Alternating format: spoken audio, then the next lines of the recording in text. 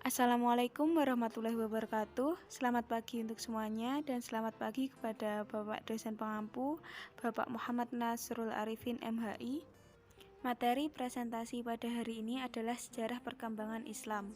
Sebelum masuk ke materi pada hari ini, perkenalkan terlebih dahulu kelompok kami. Anggota kelompok kami adalah Umi Kulsum, Syaharani Karisma Dewi, Ika Nurul Karimah Putri, dan Prita Putri Pristawati. Subbab yang akan kita bahas pada hari ini adalah sejarah perkembangan Islam pada zaman Yunani kuno, zaman pertengahan, zaman Renaissance, zaman modern, dan zaman kontemporer. Sejarah perkembangan filsafat zaman Yunani kuno. Filsafat Yunani kuno muncul pada abad ke-6 sebelum Masehi berlangsung hingga pada zaman klasik atau pada periode Helenistik. Berbagai disiplin ilmu yang termasuk filsafat politik, etika, metafisika, ontologi, logika, biologi, retorika, dan estetika menjadi pembahasan di masa Yunani kuno. Banyak ahli filsuf meyakini bahwa budaya barat berasal dari filosofi Yunani. Alfred North Whitehead mencatat bahwa secara garis besar bentuk filsafat barat berasal dari catatan Plato. Pengaruh ini berlangsung dari Yunani kuno hingga abad pencerahan. Beberapa klaim bahwa filsafat Yunani juga mempengaruhi ilmu kosmologi dan literatur naskah kuno di Timur Dekat kuno. Martin Litchfield West memberikan klarifikasi hubungan kosmologi dan teologi Asia membantu para filsuf Yunani memberikan gambaran atau ide dalam mengajarkan ilmu filsafat. Hal tersebut kita sadari sebagai filsafat Yunani. Tradisi filsafat konvensional selanjutnya banyak yang merujuk ke Socrates. Hal ini terjadi hingga berakhirnya masa Yunani kuno. Tokoh-tokoh perkembangan filsafat barat zaman Yunani kuno antara lain 1. Plato. Pemikiran Plato banyak dipengaruhi oleh Socrates. Karyanya yang paling terkenal ialah Republik. Dalam bahasa Yunani, Politeia artinya negeri, yang di dalamnya berisi uraian garis besar. Pandangan pada keadaan ideal. Dia juga menulis hukum dan banyak dialog di mana Socrates adalah peserta utama.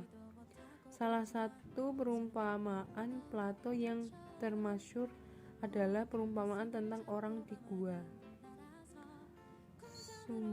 Sumbangsi Plato yang terpenting adalah pandangannya mengenai ide. Pandangan Plato terhadap ide-ide dipengaruhi oleh pandangan Socrates tentang definisi. Selain sebagai filsuf, Plato juga dikenal sebagai salah satu peletak dasar agama-agama barat dan spiritualitas. 2. Socrates. Semasa hidupnya Socrates tidak pernah meninggalkan karya tulisan, sehingga sumber utama mengenai pemikiran Socrates berasal dari manuskrip tulisan muridnya, Plato. Peninggalan pemikiran Socrates yang paling penting ada pada cara dia berfilsafat dengan mengejar satu definisi absolut atas satu permasalahan melalui satu dialektika. Pengejaran bahkan bagi sebagian pemikir barat, Socrates dianggap sebagai filsuf pertama dan disebut sebagai bapak filosofi. 3. Antisthenes.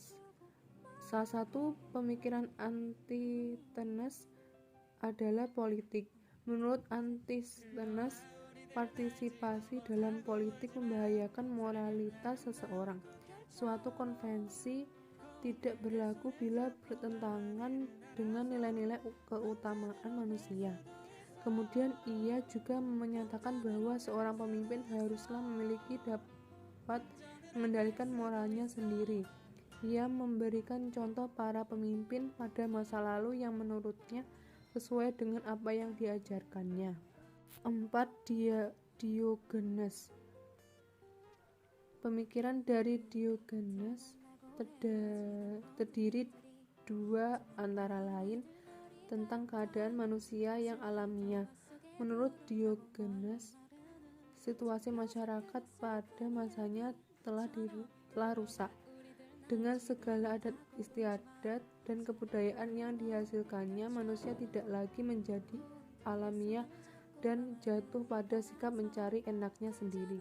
Untuk mengkritik situasi tersebut, Diogenes mengabaikan segala adat istiadat yang berlaku di dalam masyarakatnya. Dikisahkan pula bahwa Diogenes pernah membawa pelita yang menyala di tengah-tengah pasar pada siang hari untuk mencari adakah manusia yang jujur. Hal itu dilakukannya untuk memberi kritik terhadap masyarakat yang tidak lagi hidup secara alamiah.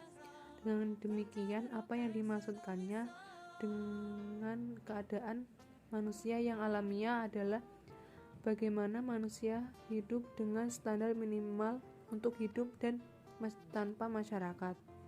Tentang pengendalian diri sunting, Diogenes juga mengajarkan tentang pengendalian diri terhadap segala sesuatu yang berkaitan dengan kesenangan duniawi.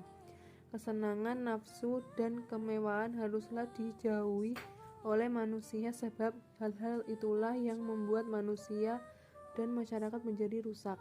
Menurutnya, rasa lapar dan rasa sakit berguna untuk melatih moral manusia.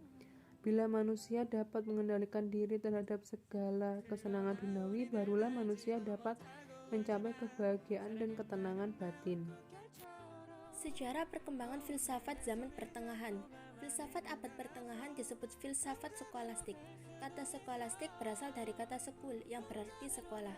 Pada masa ini biasanya disebut masa kegelapan, karena pada masa itu gereja membelenggu kehidupan manusia.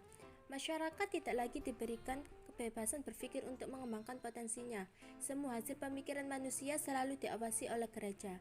Kalau ada pemikiran yang menyimpang dari gereja, mereka akan mendapatkan hukuman yang berat. Awalnya, skolastik timbul di biara-biara tua di Gilead Selatan. Pengaruhnya menyebar hingga ke Irlandia, Nederland, dan Jerman. Selanjutnya, pengaruh skolastik timbul di sekolah-sekolah kapital, yaitu sekolah yang dikaitkan dengan gereja. Filsafat pada abad pertengahan terbagi ke dalam 3 periode, yaitu A. Awal skolastik, B. Kejayaan skolastik, dan C. Akhir skolastik. Tokoh-tokoh perkembangan filsafat zaman pertengahan antara lain 1. Agustinus. Salah satu pemikiran Agustinus ialah perang yang dapat dibenarkan. Agustinus menegaskan bahwa orang Kristen harus bersikap pasifis sebagai suatu pendirian pribadi dan filosofis. Namun, sikap berdamai dalam menghadapi suatu kesalahan berat dan serius yang hanya dapat dihentikan melalui kekerasan adalah suatu dosa. Pertahanan atas diri sendiri atau orang lain dapat menjadi suatu keharusan, terutama ketika diizinkan oleh otoritas yang resmi dan sah. Meskipun tidak merinci kondisi-kondisi yang diperlukan agar suatu peperangan dapat dibenarkan, yang biasa disebut dengan istilah just war atau perang yang dapat dibenarkan, Agustinus mencetuskan istilah ini dalam Kota Allah karyanya. Pada dasarnya, pencarian akan perdamaian tetap menyertakan pilihan untuk berjuang demi terpeliharanya kedamaian jangka panjang. Perang semacam ini tidak diperkenankan bersikap preventif atau melumpuhkan sebagai tindakan antisipasi, tetapi harus defensif atau untuk bertahan untuk memulihkan perdamaian. Dan yang kedua adalah Thomas Aquinas. Dengan pemikiran ini, Thomas memang menghormati Aristoteles. Bahkan dalam Summa, ia sering menyitir Aristoteles hanya dengan sebutan sang filsuf. Banyak karyanya yang didasarkan pada topik-topik filosofis, dan dalam pengertian ini dapat dicirikan sebagai filosofis. Pemikiran filosofis Thomas memberi pengaruh yang sangat besar pada teologi Kristen setelahnya, terutama dalam gereja Katolik, meluas ke filsafat Barat pada umumnya. Thomas bertindak sebagai semacam kendaraan dan pemodifikasi Aristotelianisme dan Neoplatonisme. Dikatakan bahwa ia memodifikasi Aristotelianisme maupun Neoplatonisme dengan ketergantungan kuat pada Pseudo-Dionysius. Zaman Renaissance pada abad 15-16 Masehi. Zaman Renaissance merupakan zaman kebangkitan dan dimulainya kebebasan yang dilakukan para ilmuwan untuk melakukan penyempurnaan pengetahuan yang terkungkung pada abad pertengahan. Tokoh-tokoh pada zaman Renaissance. 1. Nicolaus Copernicus pada tahun 1474 sampai tahun 1543. Ia dapat membuat sesuatu revolusi di bidang astronomi yang biasa disebut revolusi Kopernikus. Yang kedua adalah Johannes Capier pada tahun 1571 sampai 1630. Ia dapat membuat suatu hukum, yakni 3 hukum gerak planet-planet pada peredarannya. Yang ketiga, Galileo Galilei pada tahun 1564 sampai 1643.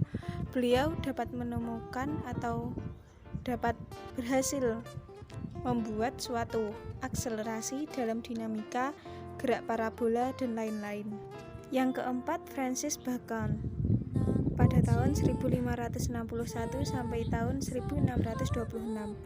Beliau memiliki slogan Knowledge is power, yang artinya pengetahuan adalah kekuasaan. Zaman modern abad 17 Masehi. Zaman modern ditandai dengan berbagai penemuan di bidang ilmiah. Perkembangan ilmu pengetahuan pada zaman modern ini sesungguhnya telah dirintis sejak zaman Renaissance. Sejarah perkembangan ilmu pada zaman modern dimulai oleh tokoh-tokoh penting yaitu Isaac Newton, Leibniz, Joseph Beck, Henry Cavendish, Joseph Priestley. Dengan penemuan-penemuan di bidang kimia ini, kemudian ditemukan ilmu baru dalam kerangka kimia fisika, yaitu fisika nuklir. Pertanyaan pokok yang sering terjadi pada bidang epistologi ini adalah bagaimana manusia memperoleh pengetahuan dan apakah sarana yang paling memadai untuk mencapai pengetahuan yang benar serta apa yang dimaksud dengan kebenaran itu sendiri. Untuk menjawab pertanyaan bidang epistemologi tersebut, muncul aliran-aliran filsafat yang memberikan jawaban tentang pertanyaan tersebut, yaitu rasionalisme, empirisme, kritisme, idealisme, positivisme, marxisme. Aliran-aliran ini saling memberikan jawaban yang berbeda-beda tentang pertanyaan yang timbul. Bahkan ada yang saling bertentangan, yaitu antara aliran rasionalisme dan empirisme. Sedangkan ada aliran lain yang sebagai penengah terhadap pertentangan yang terjadi antara dua aliran tersebut, seperti aliran kritisme.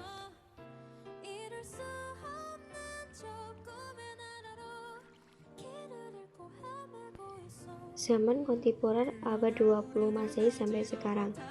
Perkembangan ilmu pada zaman kontemporer ini meliputi hampir seluruh bidang ilmu dan teknologi dan ilmu-ilmu sosial seperti sosiologi, antropologi, psikologi, ekonomi, hukum dan politik, serta ilmu-ilmu ekstaka seperti fisika, kimia, dan biologi, serta aplikasi-aplikasinya di bidang teknologi, rekayasa genetika, informasi dan komunikasi, dan lain-lain.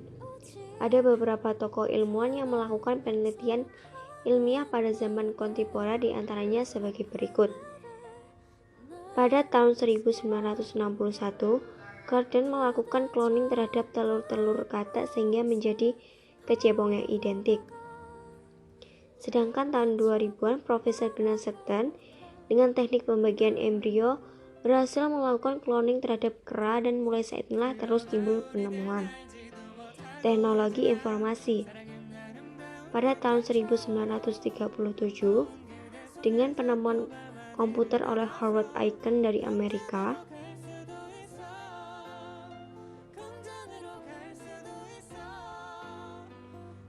selain ditemukannya ilmu-ilmu di atas pada zaman kontemporer, ada beberapa tokoh filsafat yang mempengaruhi pada zaman itu, di antaranya Edmund Husserl, Jean-Paul Sartre, Michel